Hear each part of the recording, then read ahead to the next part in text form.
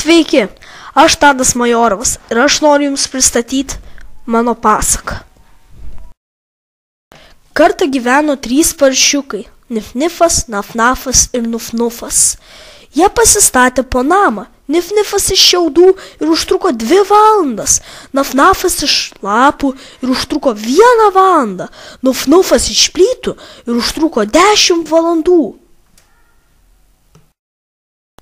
Miške gyveno piktas vilkas, jis norėjo suėsti paršiukus. Pirmą jis priėjo prie šiaudų namo, pradėjo pūsti, pūtė ir nupūtė.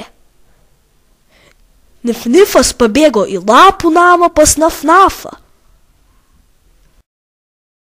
Vilkas pribėgo prie lapų namo ir pradėjo pūsti.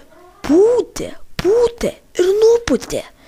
Tada Nif-Nifas ir Naf-Nafas pabėgo į plytų namą pas Nuf-Nufą.